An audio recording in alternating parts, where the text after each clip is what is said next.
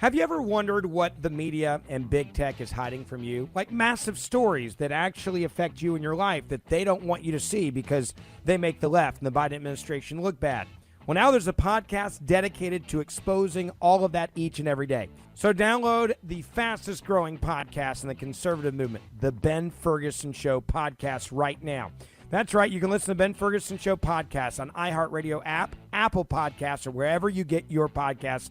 Download it right now. Day 366, the one-year anniversary. Americans abandoned behind enemy lines in the Islamic Emirates of Afghanistan. I could tell you this. None of this would have happened if Donald Trump were president. None of it.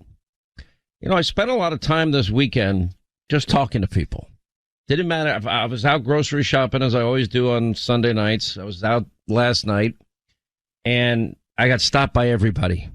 Anyone that recognized me stopped me. What is happening to our country? That's the general consensus. Part of it is, you know, we never thought we'd abandon our fellow Americans behind enemy lines.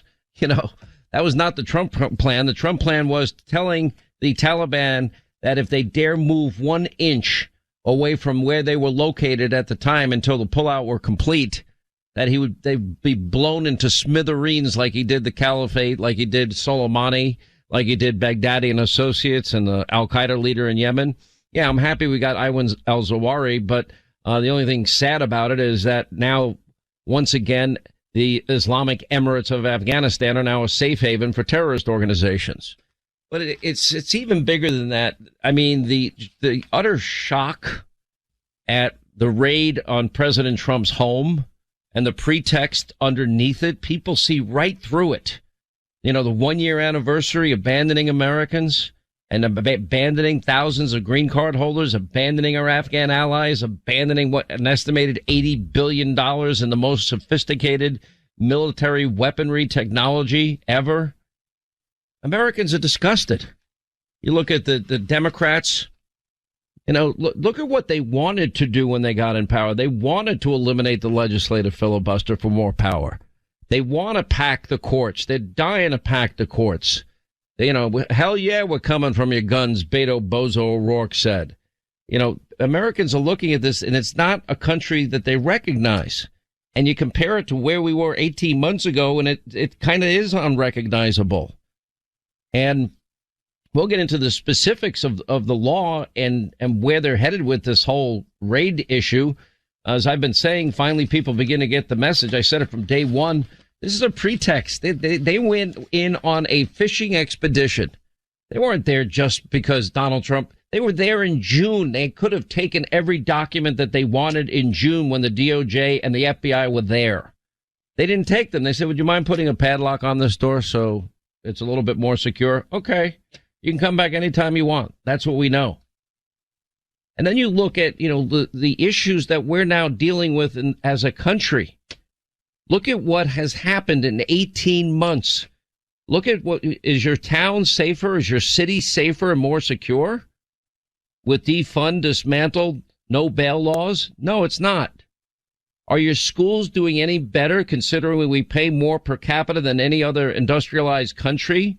Are they better off for putting forth, you know, curriculum that, you know, for even first graders involving, you know, gender identity, transgenderism, CRT? Are we better off because of this? Are we better off with open borders? Are we better off with this bill they just passed, which raises taxes on oil, gas, coal, big corporations, small business owners, all of which will be passed on to you? I mean, in this bill that they said, remember, Joe promised he'd never raise taxes on people making $400,000 a year. And in the bill, he breaks the promise because it raises taxes on anybody that uses any energy in any form at all whatsoever. And if you raise taxes on corporations, you absorb that cost. Not the corporation, not the small business. You will absorb that cost. You know, Joe Biden lying to us last week. We just have 0% inflation. No, it was 8.5%. Another 40-year record, Joe. You know what? And Kamala Harris echoes the lie. And I see that, you know, I'm talking to people and they're watching this This has all changed in 18 months. You see one caravan after another caravan after another caravan, one record month of illegal immigrants just pouring into the country. Then you see that they're just being distributed all over the country. You know, you get preferential treatment in the middle of a pandemic. There's no background check, which we should have for anybody entering the country. There's no health check in the middle of a pandemic. There's no vaccine mandate if you enter the country illegally. You get a Biden phone and you get free transportation to, you know, any one of the states in the 48 continental United States. And people are watching this. How is this happening? Then they see that the same FBI that has been proven to be corrupt and nobody's being held accountable. I mean, people are asking, well, why do you have such a deep trust of FBI agents? I don't have a deep trust of all agents. Some people get on my case because I say I do believe that 95% of law enforcement, that they're not involved in this corruption. As a matter of fact, every single person I know in the FBI, rank and file, they're disgusted by what happened last week at Mar-a-Lago. Without exception, they're disgusted. They see a fishing expedition for what it was. But that wasn't their call. Just like when the whole Alpha Bank Trump Tower server lie was perpetrated on the American people in the lead up to the 2016 election, it was all a lie. And then the next Russia lie was Hillary Clinton's bought and paid for dossier, funneling money through a law firm, Perkins Coie, to a op research firm called Fusion GPS. Fusion GPS hires Christopher Steele. Christopher Steele comes back with a series of documents. They all turned out to be false. But then, in spite of warnings by Bruce Orr and others in August of 2016, they still use it as the basis and the core of filing, before the FISA court, where it says at the top of the document that it's verified and it's completely unverifiable, and they were warned that it was unverifiable.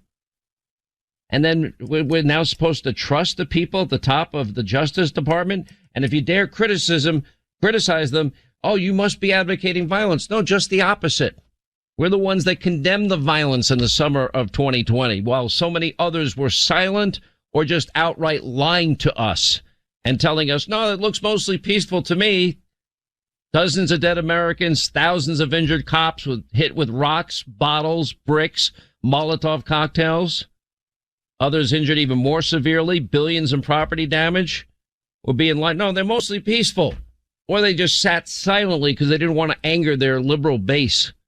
Or they were even more proactive than that, like Kamala Harris, saying, beware, take note. They're not going to stop. They shouldn't stop. Beware, take note. We're not going to stop. They're not going to stop. Whoa. Chuck Schumer going on the steps of the U.S. Supreme Court, threatening U.S. Supreme Court justices by names. We have a law. Where's Merrick Garland enforcing the law against harassing Supreme Court justices at their homes or their places of work? We have laws against that. And yet it's not being enforced, being openly encouraged by liberal Democrats. But then if you speak out against the raid at Mar-a-Lago, oh, you must want you must want violence against law enforcement. No, just the opposite. We believe in peace. Most conservatives, look at what happened on January 6th. Yeah, and every good conservative condemned it in real time and said the people that were responsible for breaking into an institution deserve to get punished, just like the people that were involved in the rioting, the 574 riots in the summer of 2020, they deserve to get punished. Anyone that's ever violent against any law enforcement, they too deserve to get punished. Are there bad apples? Yes, there are. Derek Chauvin is Exhibit A to me. In the case of George Floyd, he never should have taken a handcuffed man and put your knee on his neck and push his neck into the ground, his face into the ground for 9 minutes, because if you do that, you're going to kill him, which is what happened. And good people of conscience spoke out against it. No, we don't support violence just because we're critical. But we're watching what is happening to this country. And we see how corrupt this is all of this has now gotten here. Did you really need to raid the former president's house when in June he offered you access to every single thing that you wanted access to? No, they didn't have to do it. But what they really have here is a goal, and this is why the Peter Strzok issue becomes so critical. Because if you go back to August of 2016, you might recall it was Lisa Page, distraught, terrified. This was August 8th, at the prospect of Donald Trump being elected president, texting her colleague, her lover, Peter Strzok, who was, by the way, on Liberal Joe this morning. He's a great guest to have. Anyway, top FBI investigator Peter Strzok, Trump's not ever going to become president. He responds to Lisa Page in August of 2016. Strzok responded, no, he's not. We will stop it. An FBI agent plotting a coup, trying to interfere in an election. I thought that mattered. Whatever happened to him? How was he punished for his actions? And then a week later, Strzok texting, I want to believe the path that you threw out for consideration in Andy's office, that there's no way he gets elected, but I'm afraid we can't take that risk. It's like having an insurance policy in the unlikely event you die before you're 40. Does that not prove that top people in the FBI were involved in an effort to prevent we, the people, from deciding our president? And you look at all of this, well, Donald Trump stole documents, so then they leaked to the Washington Post. It may have had nuclear materials in there. What, to scare people? To make people think that Donald Trump, do you think Donald Trump, I can tell you I know Donald Trump. Donald Trump probably not one time. I'd be shocked if one time he ever looked at any one box that was sent from Washington, D.C. to Mar-a-Lago. And to prove a case that Trump stole government records, including allegedly classified documents, which wouldn't be unheard of. I mean, remember what James Comey said about Hillary Clinton. They acknowledged she had classified materials that literally had been stolen by foreign countries, that they hacked in and stole all that information, and that she had classified materials on those servers. But no prosecutor would ever prosecute. That's what we were told.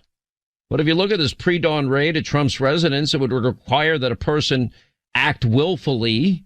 Okay, can you prove that Donald Trump willfully did this? 18 U.S.C. 2071, or knowingly 1519, or intentionally the Espionage Act from 1917?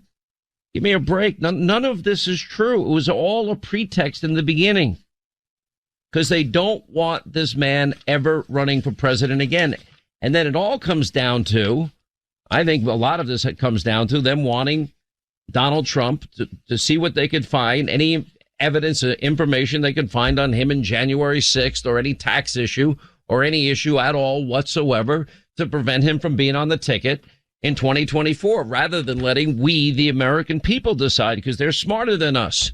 And if you think it can't happen, well, just remember they took that dirty Hillary Clinton dossier, lied before a FISA court 4 separate times. It was totally debunked, full of lies. And even when they knew it was full of lies, they kept presenting it to a FISA court. And not one person responsible for doing these things ever was held accountable. So we don't have equal justice or application of our laws. And the distrust that exists towards the DOJ and the FBI has been well earned just based on their behavior in this instance. Never mind what they did this, past week. Anyway, 800-941-SEAN is a number. You want to be a part of the program. Busy program today.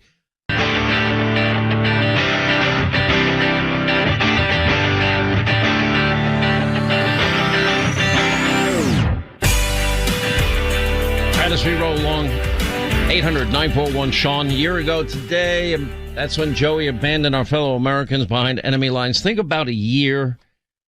Think about 18 months. Look what's happened in the country. 40-year high of inflation, record high gas prices. I just thought, what did I say would happen to the home building industry? I said, watch the next thing the next shoe that will drop. I said, it's going to be the housing market. And I said, home building will come to a screeching halt. National Association, Fox Business reporting, National Association of Home Builders, Wells Fargo Housing Market Index, which measures the pulse of the single-family housing market, fell for the 8th consecutive month to 49, marking the worst stretch for the housing market since 2008 in the financial crisis. The index has fallen considerably from just 1 year ago, where it stood at 80. It peaked at a 35-year high of 90 in November of 2020, buoyed by record low interest rates. Tighter monetary policy from the Federal Reserve and persistently elevated construction costs have brought a housing recession, according to the National Home Builders Association and what they're saying. What did I tell you? First thing was going to happen is new home construction would stop.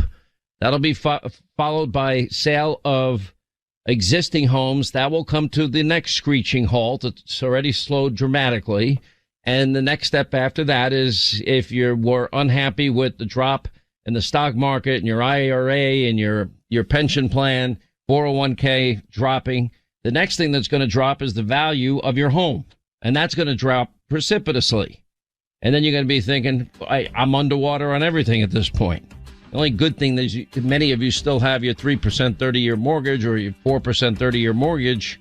And that's going to be a premium, especially down the road, as interest rates would now go higher, as they're even predicting another 75 basis point increase in interest rates. But I told you this was all going to happen. I predicted it. I wish I was wrong.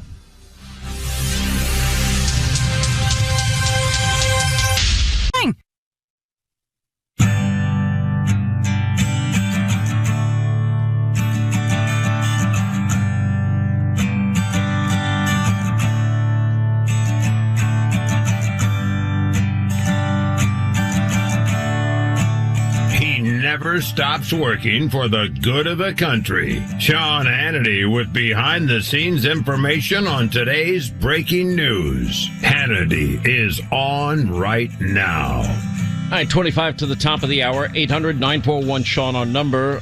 This broke in the Daily Mail.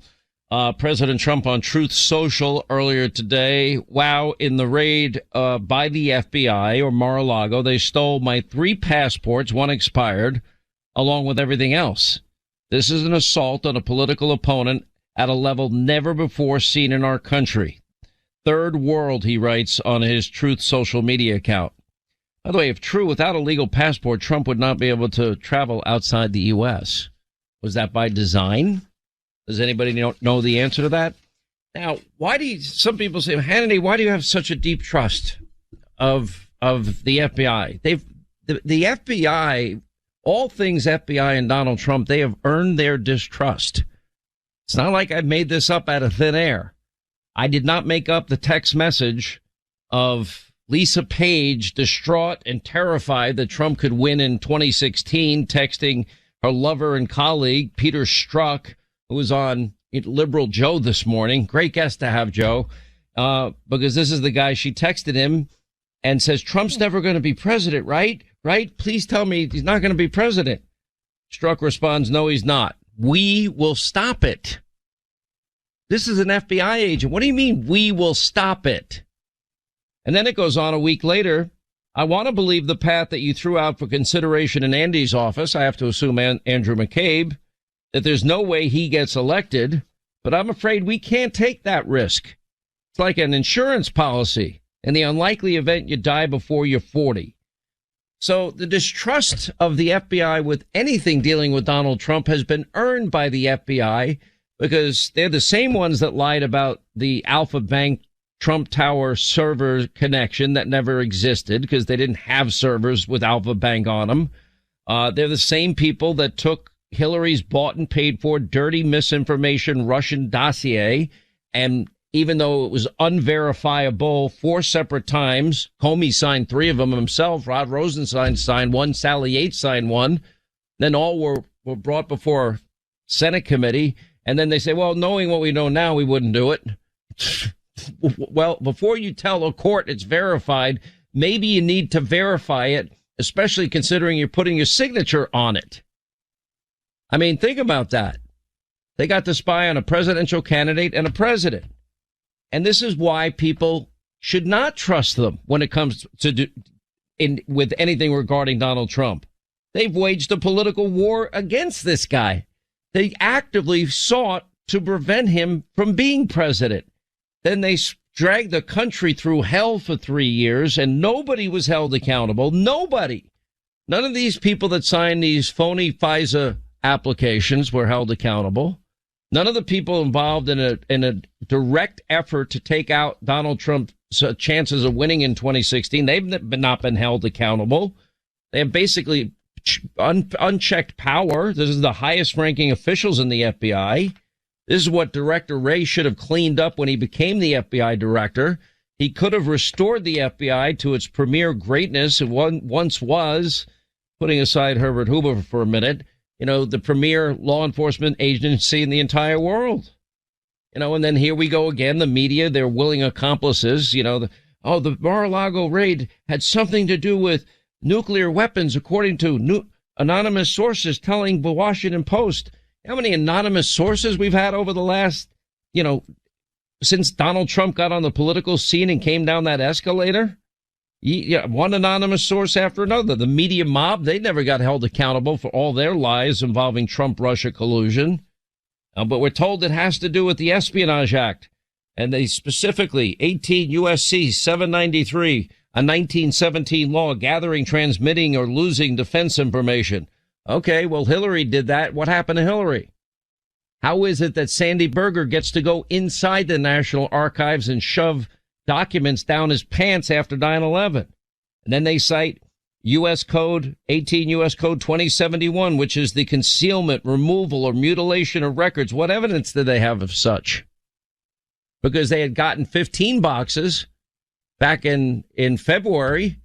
The Archives Administration, and Records Administration were nothing but happy with the cooperation of Trump officials, so happy that they put it in writing.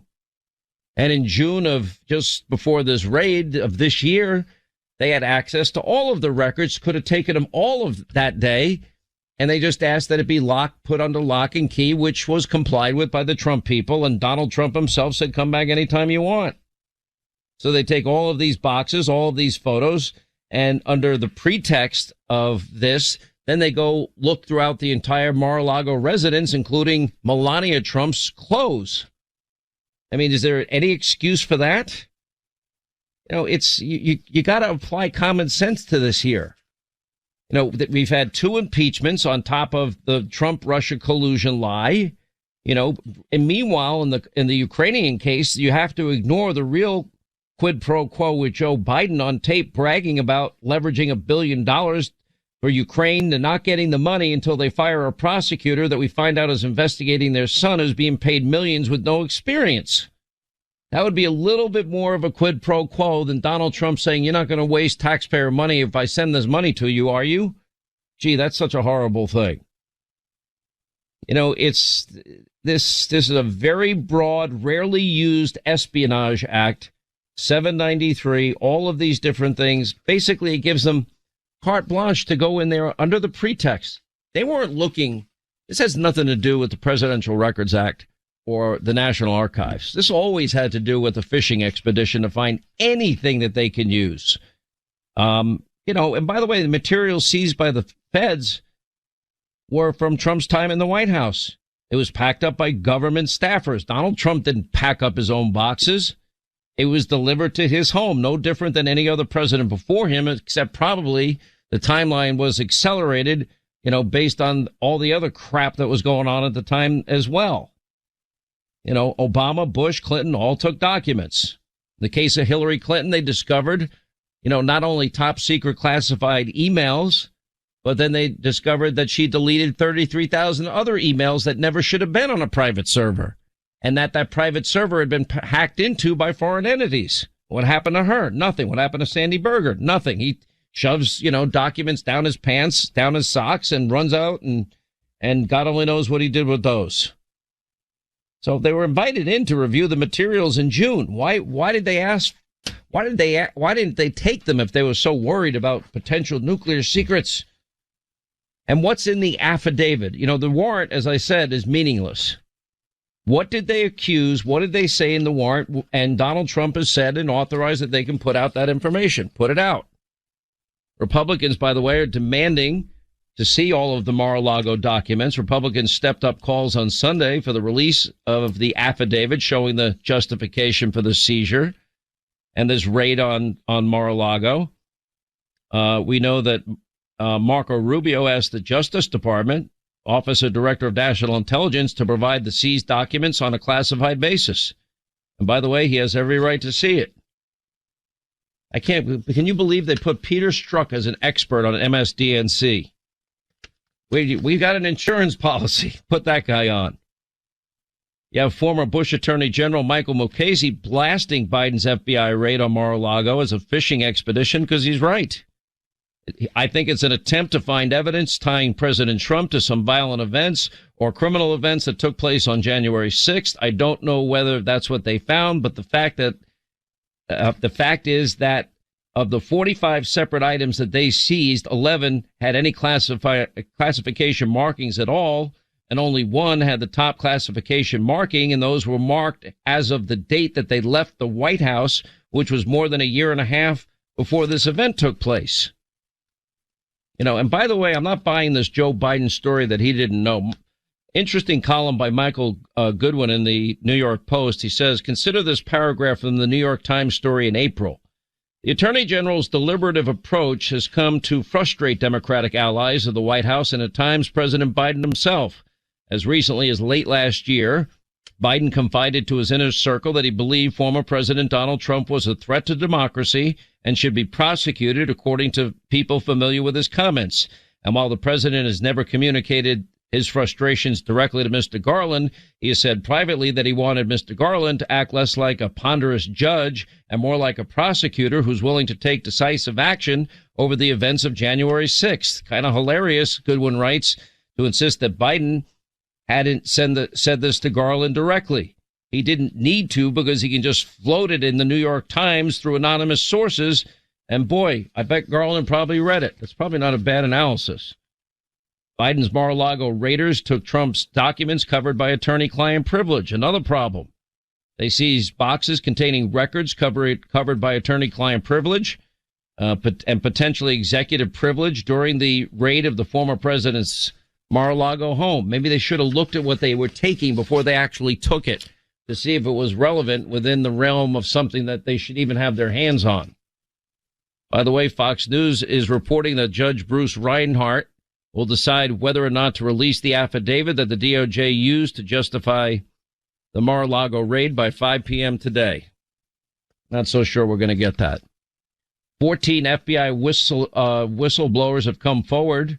Remember the story broken by Charles Grassley, senator from Iowa, but the Epoch Times is reporting there are 14 FBI whistleblowers that have come forward to provide information to Republican congressional investigations. According to Jim Jordan, 14 agents have come to our office as whistleblowers. They're good people, a lot of good people in the FBI. It's the top that is the problem. I agree with him. These good agents are coming to us, telling us what's going on, and the political nature now of the Justice Department, talking about the school board issue. That's where parents are being investigated as domestic terrorists.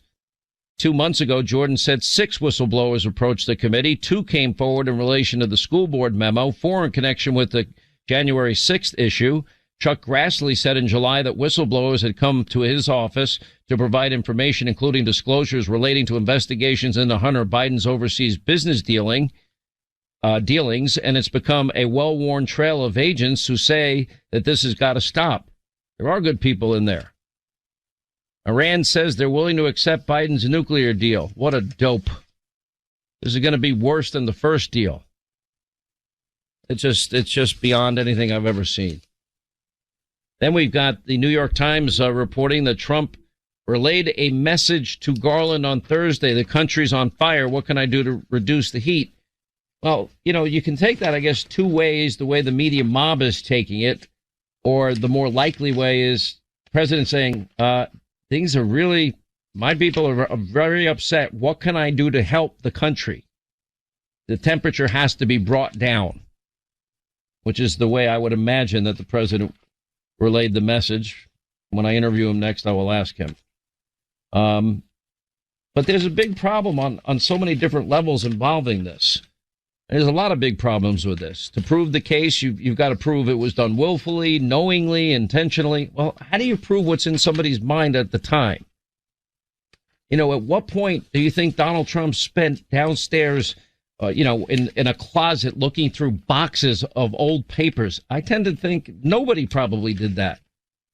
And if they think that they're going to somehow make this about Donald Trump and prevent him from running for office, well, they obviously have not read something called the Constitution, because the Constitution is pretty clear on what qualifies one to be able to run for president. In other words, okay, even if Section 2071 in the Federal Penal Code has penalty provisions upon conviction that a defendant shall forfeit his office and be disqualified from holding any office under the United States. Okay, but we do have something called the Constitution and the qualifications for one to be president of the United States that is very clear and enumerated, and you can't alter it by any statutes, precisely because our framers in their wisdom didn't want the executive branch dominated by the legislature, as would happen if Congress could disqualify any incumbent or potential president simply by passing a law. And the Constitution's qualifications are simple. You got to be over 35 and a natural-born citizen. Being a felon is not a disqualification. So even crimes potentially far more serious than what is being alleged, potential mishandling of classified information, doesn't stop somebody from seeking the presidency. Now, what does disqualify them, that is also enumerated in the Constitution. They do provide a basis for doing that. And that is the conviction by the U.S. Senate on an impeachment article voted on by the House. Again, that's prescribed by the Constitution. You can't change that by a mere statute. So I'm not sure exactly where they're headed with all of this. You know, it's this has always been and this is where it gets scary, because now they wouldn't let any Trump people that were there, watch the documents that were being taken out and chronicle it. Why not? Why wouldn't you provide a former president that courtesy? Then the demands to shut off the surveillance cameras. Why would you want to shut off the surveillance cameras? I would actually think you want them on to show that you did nothing nefarious. Turns out they didn't shut them off. Hopefully they'll be released soon. 800-941-SEAN is our number if you want to be a part of the program. We'll get to the legal side of this in your calls next hour. Greg Jarrett will join us. Have you ever wondered what the media and big tech is hiding from you? Like massive stories that actually affect you in your life that they don't want you to see because they make the left and the Biden administration look bad. Well, now there's a podcast dedicated to exposing all of that each and every day. So download the fastest growing podcast in the conservative movement, the Ben Ferguson Show podcast, right now. That's right. You can listen to Ben Ferguson Show podcast on iHeartRadio app, Apple Podcasts, or wherever you get your podcasts. Download it right now.